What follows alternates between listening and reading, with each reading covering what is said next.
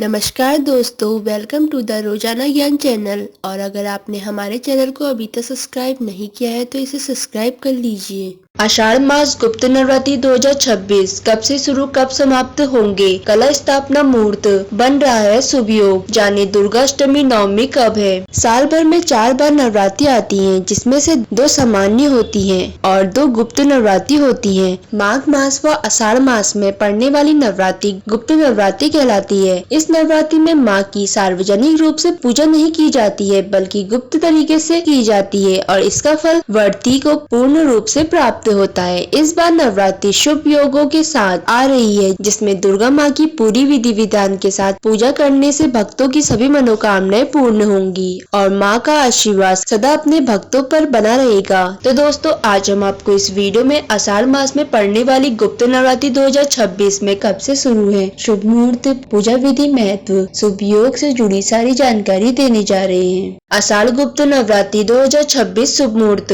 इस बार यानी कि 2026 में आषाढ़ गुप्त नवरात्रि का यह पर्व 15 जुलाई गुरुवार से शुरू होगा और इसका समापन 23 जुलाई सोमवार के दिन तक चलेगा। प्रतिपदा तिथि प्रारंभ 14 जुलाई शाम 3:12 से, प्रतिपदा तिथि समाप्त 15 जुलाई सुबह 11:50 तक। कलश घट स्थापना शुभ मुहूर्त होगा 15 जुलाई सुबह 5:33 से 10:09 तक। दुर्गाष्टमी होगी 21 जुलाई 2026 को। दुर्गा नवमी होगी 22 जुलाई 2026 को। दुर्गा नवरात्रि पारण होगा 23 जुलाई 2026 को।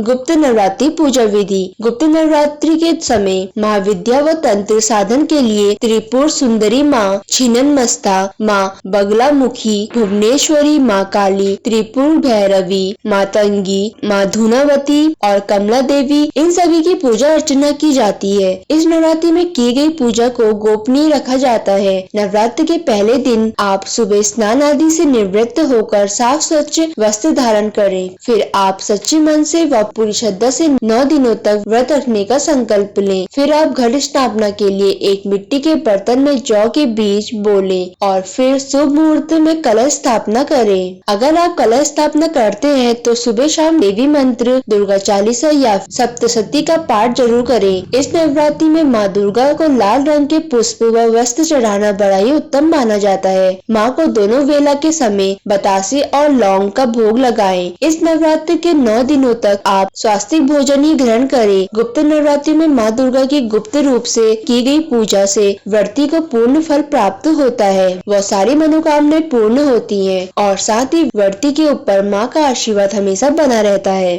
गुप्त नवरात्रि महत्व। गुप्त नवरात्रि में नियमों का पालन कर व्रत और माँ काली की साधना की जाती है। तांत्रिक सिद्धियों के लिए यह नवरात्रि उत्तम मानी जाती है। इस नवरात्रि के 9 दिनों तक व्रत रखने के साथ ही व्रती को अनाज व नमक का सेवन नहीं करना चाहिए। मान्यता है कि यदि गुप्त नवरात्रि में साधक अपनी पूजा को गुप्त तरीके से करे तो साधक की मनोकामनाएं और सफलता मिलने की संभावनाएं और भी अधिक बढ़ जाती हैं और माँ काली का आशीर्वाद व्रती को हमेशा बना रहता है।